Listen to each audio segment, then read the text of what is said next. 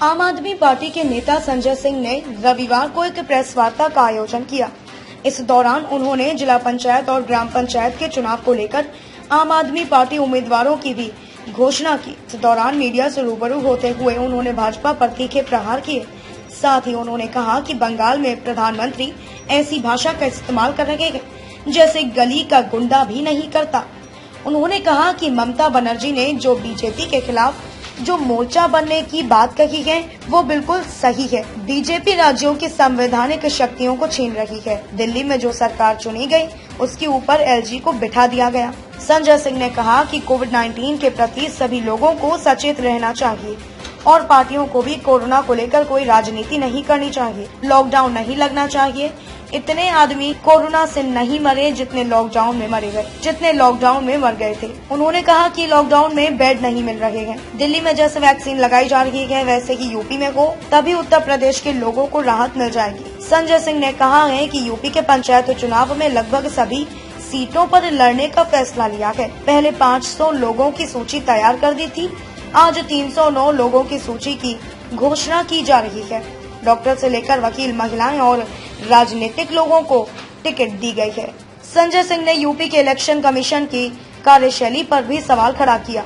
उन्होंने कहा कि जिस तरह से इलेक्शन कमीशन द्वारा सिंबल मिलने के बाद महज 5 दिन से कम का समय दिया गया है, वह बेहद कम है। कम से कम 15 दिन का समय मिल सके, उम्मीदवार अपनी ठीक से तैयारी कर सकें।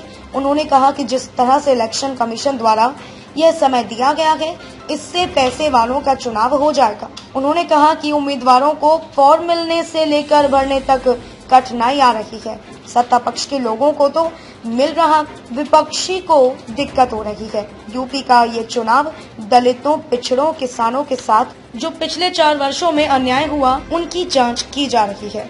जिस तरह से अन्नदाता को अपना दुश्मन बनाया है, इस बार बीजेपी को सबक सिखाने का काम किया जाएगा। कानपुर से लेकर हाथरस तक की घटना याद करने का समय है। गाजियाबाद से अभिषेक शर्मा की रिपोर्ट।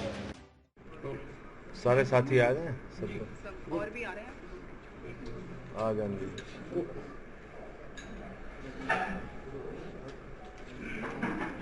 सभी पत्रकार बंधुओं को नमस्कार।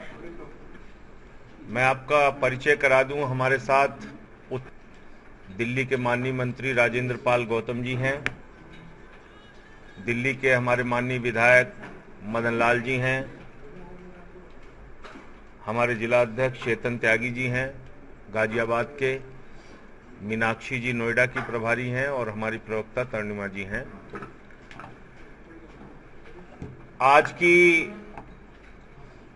पत्रकार वार्ता सबसे पहले तो उत्तर प्रदेश में जो पंचायत चुनावों में आम आदमी पार्टी ने लगभग सभी सीटों पर चुनाव लड़ने का निर्णय लिया है, उसके तहत 2 चरणों की पहली सूची हम लोगों ने 500 लोगों की जारी की थी और आज 309 सीटें और जारी कर रहे हैं। हम लोग 309 प्रत्याशियों की सूची और जारी कर रहे हैं, जिसमें अलग अलग वर्गों से जुड़े हुए, अलग अलग प्रतिभाओं से जुड़े हुए लोग आम आदमी पार्टी के कैंडिडेट हैं। 6 ऐसे लोग हैं जो करंट बीडीसी हैं, 11 ऐसे लोग हैं जो मौजूदा प्रधान हैं,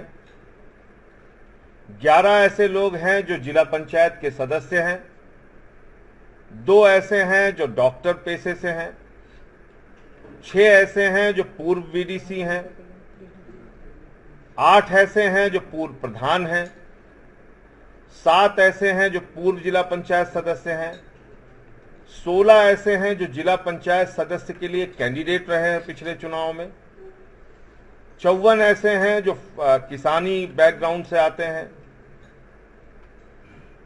हमारी 23 माताएं बहनें चुनाव में हैं जो कि हाउसवाइफ है, 4 ऐसे हैं जो अधिवक्ता हैं, 51 कैंडिडेट अदर कैटेगरी के हैं, 36 सोशल वर्कर हैं और 74 कैंडिडेट हैं, जिसमें अलग अलग विधाओं, अलग अलग क्षेत्रों से जुड़े हुए लोगों का चयन किया गया है। ये 309 लोगों की ये सूची है हमारी, जो कि आज हम लोग जारी कर रहे हैं। इसमें प्रथम चरण, द्वितीय चरण में होने वाले जो चुनाव हैं, जिसका एक में तो आज नामांकन हो रहा है और दूसरा 19 तारीख को जो चुनाव है दूसरे चरण का, उसके लिए भी प्रत्याशियों की घोषणा की गई है। मैंने पहले भी इस बात को कहा था, आज फिर दोहरा रहा हूं। मुझे आश्चर्य है कि उत्तर प्रदेश के राज्य निर्वाचन आयोग ने किस प्रकार चुनाव की तारीखें घोषित की हैं कि कैंडिडेट्स को मात्र 5 दिन सिंबल मिलने के बाद प्रचार का मिल रहा है। अब 60,000 की आबादी, 70,000 की आबादी, 20-20 गांव, 25-25 गांव का जो जिला पंचायत का क्षेत्र है, वहां पर एक आदमी 5 दिन में कैसे प्रचार कर लेगा? न्यूनतम 15 दिन का प्रचार का आपको समय देना चाहिए, जो पहले भी होता रहा है, लेकिन दुर्भाग्य से ऐसा नहीं किया गया। अब इसमें नुकसान क्या होगा कि जो धनबल का इस्तेमाल कर सकते हैं, जो प्रचार माध्यमों का ज्यादा इस्तेमाल कर पाएंगे, टीवी में, अखबार में विज्ञापन दे पाएंगे, जो आर्थिक रूप से सक्षम लोग हैं, वो तो अपना सिंबल पहुंचा पाएंगे, क्योंकि ये पार्टियों का सिंबल इसमें नहीं रहेगा। तो जो आर्थिक दृष्टि से कमजोर कैंडिडेट हैं, उनको अपना सिंबल भी घर घर पहुंचाने में एक मुश्किल आएगी। इसलिए मुझे अभी भी ये समझ में नहीं आ रहा है कि उत्तर प्रदेश के राज्य निर्वाचन आयोग ने किस आधार पर ऐसा किया है। दूसरा, कुछ कठिनाइयां आ रही हैं, जो मैंने आपसे जिक्र किया था कि फॉर्म मिलने से लेके और फॉर्म भरने तक में इतनी लंबी लंबी लाइनें लग रही हैं कि जो सत्ता प्रतिष्ठान से जुड़े हुए लोग हैं, उनका तो काम आसानी से हो जा रहा है, उनको फॉर्म भी मिल जा रहा है, फॉर्म जमा भी हो जा रहा है, लेकिन जो विपक्षी पार्टियों के कैंडिडेट हैं, उनका फॉर्म मिलना और फॉर्म भरना दोनों कठिनाई भरा काम है। कल पूरे दिन हमारे कैंडिडेट्स लाइनों में लगे रहे, तो जाकर 250 कैंडिडेट्स का नामांकन पहले चरण के लिए हो पाया। अब आज भी सुबह से उसी तरीके से लोग लाइनों में लगे हुए हैं, जो सूचनाएं जिलों से प्राप्त हुई, तो आज भी देखिए कितने लोगों को नामांकन कर पाते हैं। मैं एक बात बहुत स्पष्ट तौर पे कहना चाहूंगा, उसके बाद आदरणीय गौतम जी अपनी बात रखेंगे। उत्तर प्रदेश का यह चुनाव दलितों के साथ, पिछड़ों के साथ, अल्पसंख्यकों के साथ जो पिछले 4 वर्षों में अत्याचार और अन्याय हुआ, और विशेष तौर से किसानों के साथ